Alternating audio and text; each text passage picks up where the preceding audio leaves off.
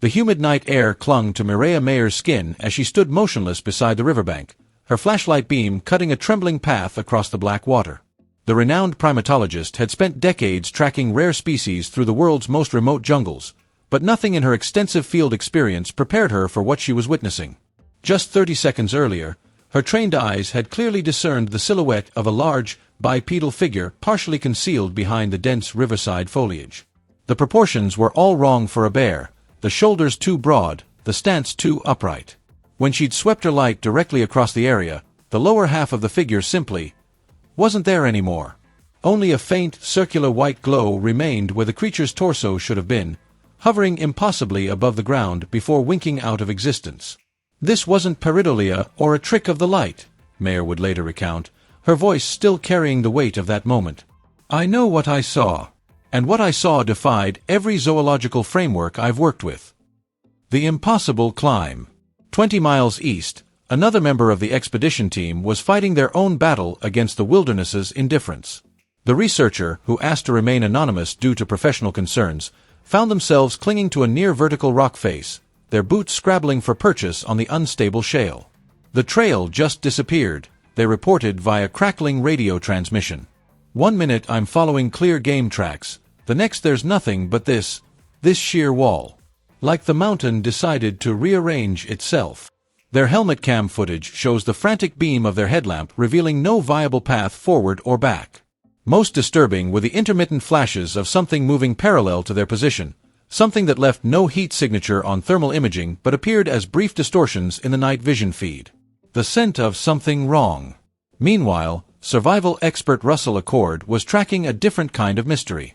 The veteran outdoorsman had caught the stench of death nearly a mile before finding its source, a rancid metallic odor that hung in the still air like a physical presence. The elk carcass was all wrong, Accord noted in his field journal. No signs of predation, no scavenger activity. Just this, liquefaction. Like the internal organs had been reduced to slurry while the exterior remained intact. His GPS track shows he circled the site for nearly an hour, documenting the absence of tracks leading to or from the kill. The surrounding vegetation showed no signs of disturbance, yet the ground itself registered electromagnetic anomalies that made their equipment behave erratically. Ghosts in the machine. The abandoned mining town shouldn't have existed where they found it.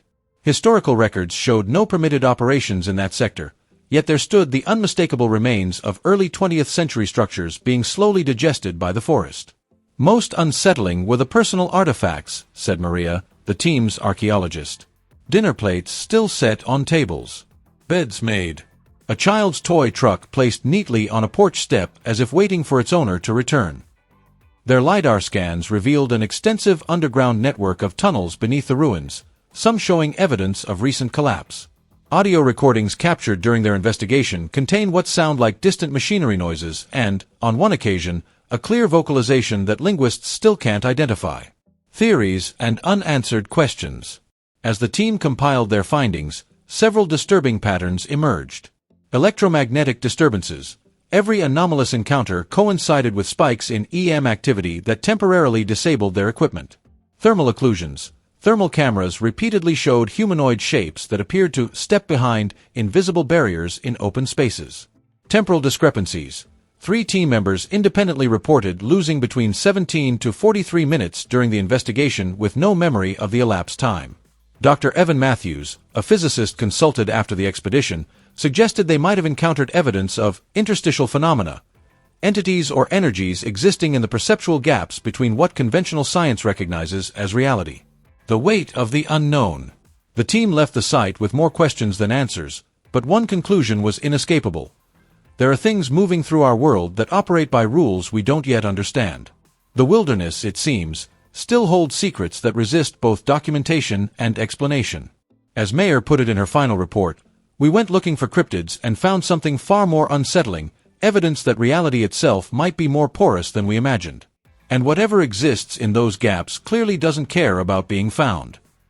The full findings remain classified by the expedition's funding body, with only these fragmented reports hinting at the true nature of their discoveries. One thing is certain, none of the researchers have ventured back into that particular stretch of wilderness since. Some doors, once opened, are better left closed. The forest canopy swallowed the last remnants of twilight as Dr. Mireya Mayor and her colleague Russell Accord conducted their final equipment check. The humid air carried that peculiar stillness unique to old-growth forests, not quite silent, but vibrating with suppressed life. Their headlamps cast overlapping circles of light on the moss-covered ground as they reviewed their plan in hushed tones. The veteran primatologist adjusted her field pack with the precise movements of someone who'd spent decades conducting nocturnal research. Nearby, Accord tested his radio earpiece, the static crackle unnaturally loud in the preternatural quiet. Their mission parameters were clear. Mayor would survey the area surrounding a critical water source while Accord patrolled the perimeter near an abandoned mine shaft, two locations where previous expeditions had reported anomalous activity. Into the acoustic void. Mayor's boots sank slightly into the damp earth as she moved toward the river. Even with night vision augmentation, visibility dropped to near zero just 15 feet beyond her position. The forest's night chorus, typically alive with insects and nocturnal species, remained conspicuously absent. Only the distant rush of water over rocks oriented her progress.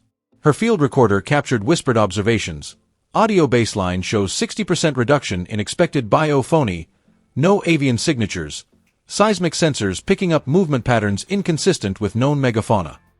The data streamed to base camp in real time, where a team of bioacoustic specialists monitored the feeds. At the 1.2-kilometer mark, Mayor's posture changed. Her hand moved to her sidearm, standard protocol when working in predator territory, as her headlamp fixed on an area of disturbed vegetation. The broken branches formed a tunnel-like passage approximately 7 feet high. Thermal imaging revealed residual heat signatures along the path's edges, suggesting recent passage of something large. The anomaly at the watershed. The river clearing should have been alive with activity.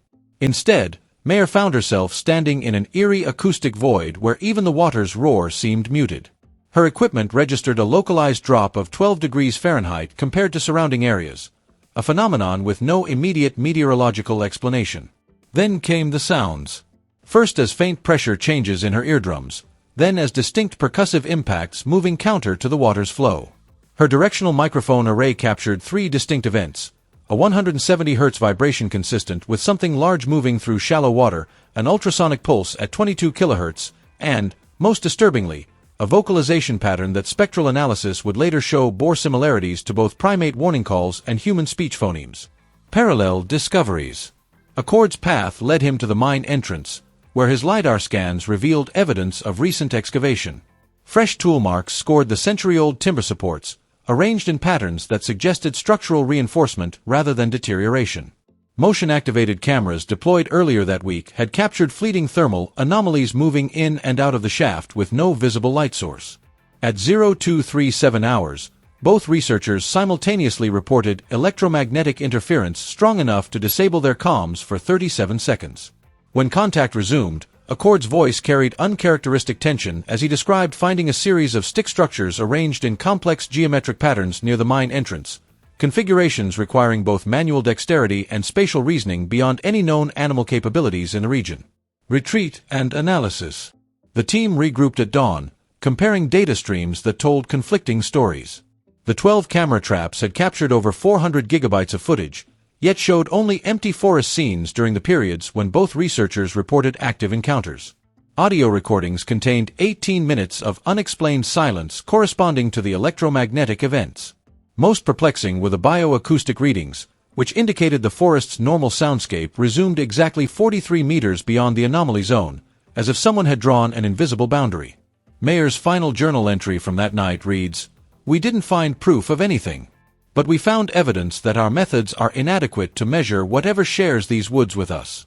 The scientific process requires repeatable results, but I'm not sure I want to repeat this experiment." The full findings remain under peer review, though preliminary analysis suggests the team may have documented a previously unclassified ecological phenomenon, one that demonstrates sophisticated environmental manipulation and avoidance behavior. Whatever intelligence operates in that forest, it appears acutely aware of human observation protocols, and precisely how to subvert them.